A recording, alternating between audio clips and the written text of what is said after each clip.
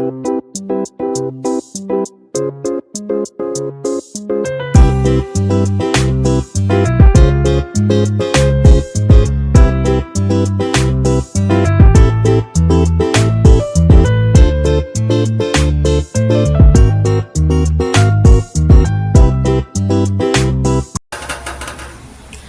Kitchen मध्ये नमस्ते.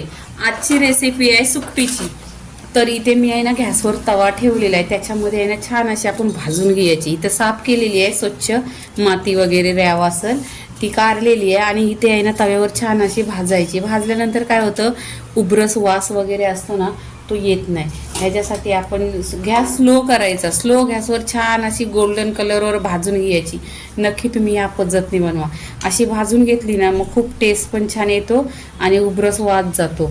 इथे आहे ना एक 10 मिनिटं छान अशी भाजून घ्यायची.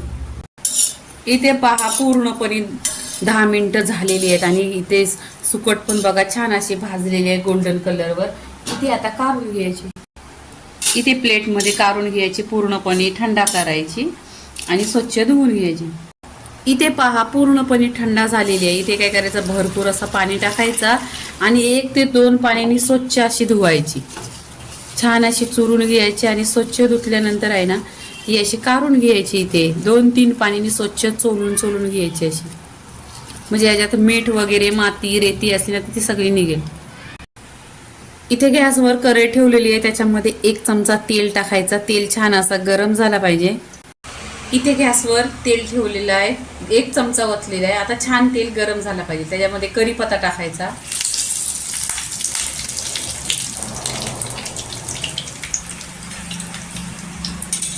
इथे आहे ना अद्रक, लसूण आणि हिरवी मिरची असा ठेसा बनवून घेतलेला आहे.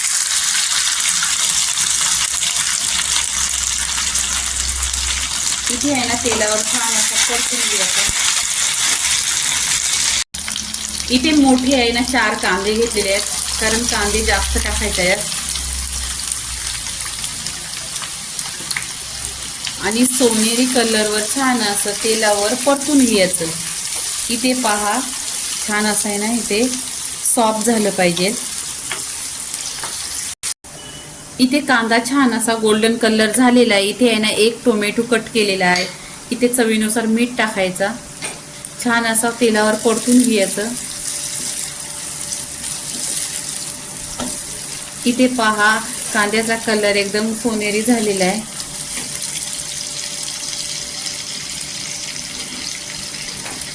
इथे सुके मसाले टाकायचे.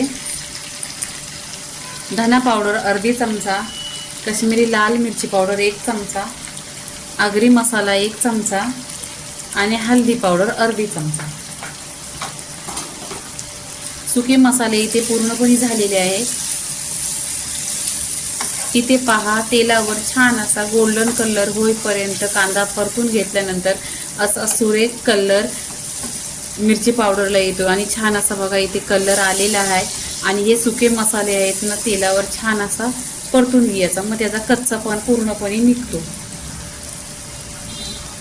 इथे आहे ना ही सुकट पूर्णपणे छान 2 ते 3 पाण्याने स्वच्छ धुतलेली आहे आणि त्याच्यावर मी लिंबू पिळून घेतलाय. लिंबू पिळायचा ह्याच्यासाठी की आंबटपणा आला पाहिजे आणि उबरस वास आहे तो आला नाही पाहिजे आणि टेस्ट खूप छान येतो. तुम्ही नक्की अशी माझ्या पद्धती सुकट बनवा. ही सुकट बोलतात का जवला बोलतात ते कमेंटमध्ये सांगा.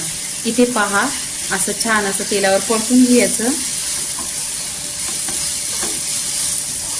आणि इथे पहिल्यांदा आहे ना तव्यावर छान अशी भाजून घेतलेली आहे, म्हणजे ही शिजायला पण लवकर शिजते, जास्त वेळ पण नाही लागत नाही. 10 मिनिटात होते.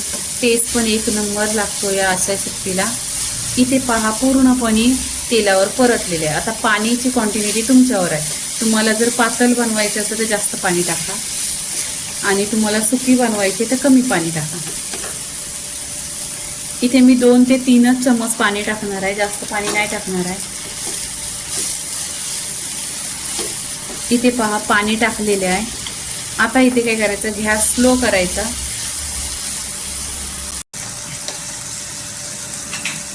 इथे पहा असं ढाकण लावायचं आणि 10 मिनिटं स्लो गॅसवर शिजवून घ्यायची. इथे पूर्णपणे 10 मिनिटं झालेली आहेत. इथे पहा छान अशी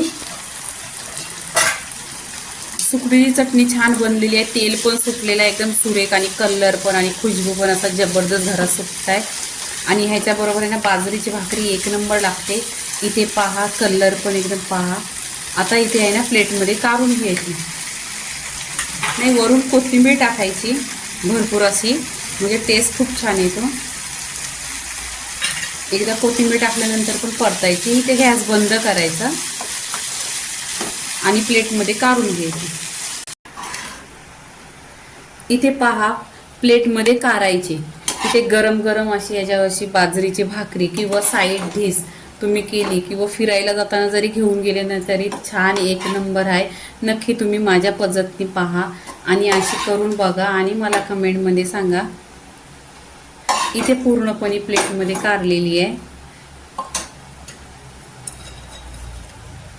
वरून कोथिंबीर टाकायची थोडी, नाहीतर साईड डिश म्हणून डाल भात बनवला ना त्याच्याशी पण छान आहे. तर इथे सुकटीची चटणी पूर्णपणे झालेली आहे. लाईक करा, शेअर करा, सबस्क्राईब करा आणि नेहमीच खात राहा. धन्यवाद.